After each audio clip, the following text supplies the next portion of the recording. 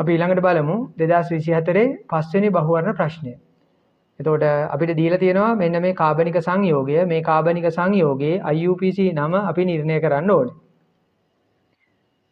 එතකොට ඉස්සෙල්ලාම අපි අඳුර ගන්න ඕනේ මේ සංයෝගයේ තියෙන ප්‍රධාන ක්‍රියාකාරී කාණ්ඩය. එතකොට මේ සංයෝගයේ තියෙන ප්‍රධාන ක්‍රියාකාරී කාණ්ඩය ඇල්කොහොල කාණ්ඩය. එතකොට ඇල්කොහොල කාණ්ඩය අපිට මේ විදිහට අඳුර ගන්න පුළුවන්.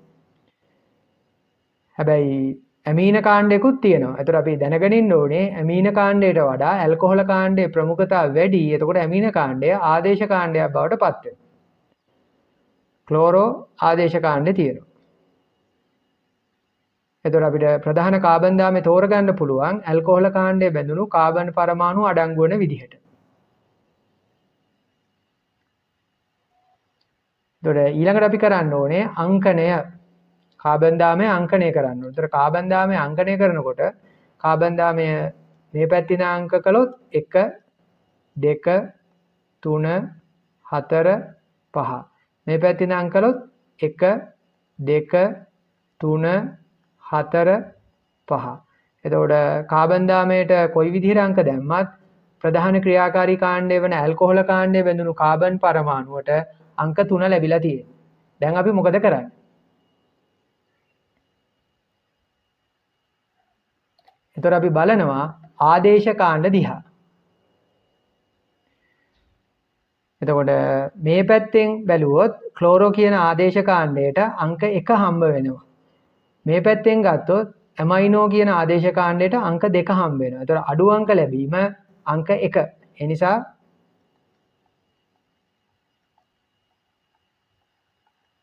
අපි තෝරගන්නවා මේ ක්ලෝරෝ ආදේශ කාණ්ඩයට අංක 1 ලැබෙන විදිහට අංක යෙදීම. එතකොට ආදේශ කාණ්ඩ ඇමයිනෝ සහ ක්ලෝරෝ. එතකොට අපි ඉස්සෙල්ලාම ලියන්න ඕනේ ඇමයිනෝ ගැන.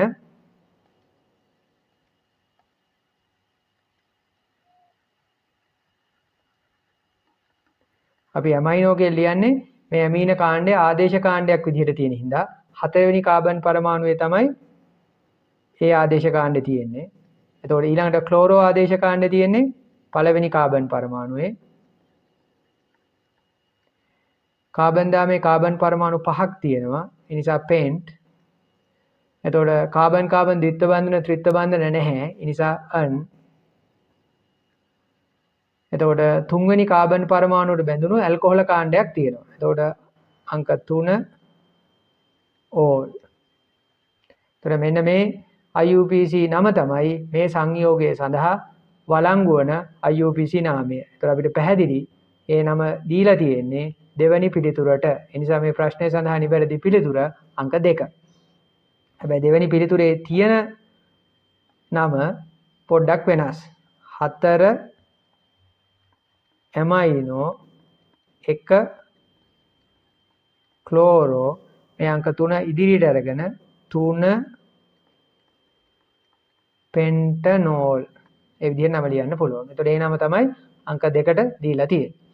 එතකොට සමහර දුවල පුතාලට ප්‍රශ්නයක් ඇති වෙනවා මේ ඇල්කොහොල කාණ්ඩයට අදාළ වෙන අංකේ ලියන්නම ඕනේද නැද්ද කියලා. අපි ඒක කොහොමද තෝරගන්නේ? ඒක තෝරගන්නේ මේ විදිහට. කටුවට කොලයක් අරගෙන කාබන් 5ක් තියෙන කාබන් දාම අපි ඇඳලා බලනවා.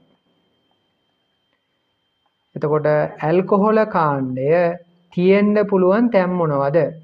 මේ කාබන් පරමාණුවේ තියෙන්න පුළුවන් ඇල්කොහොල කාණ්ඩය. මේ කාබන් පරමාණුවේ තියෙන්න පුළුවන් ඇල්කොහොල කාණ්ඩය.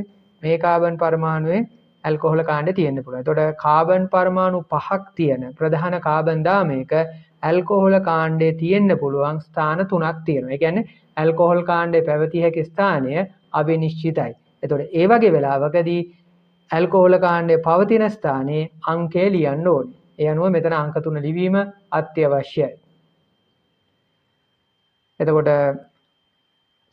කාබනික රසායනය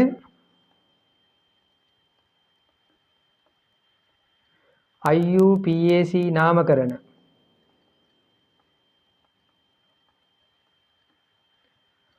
අසූවක කාබනික රසායනය IUPAC නාමකරණ 80ක් පියවරෙන් පියවර නිවැරදිව නම ලියන ආකාරය පැහැදිලි කරපු YouTube playlist එකක් තියෙනවා. ඒ playlist එක ලබා ගන්න 071 71 91 626 ට WhatsApp message එකක් දාන්න.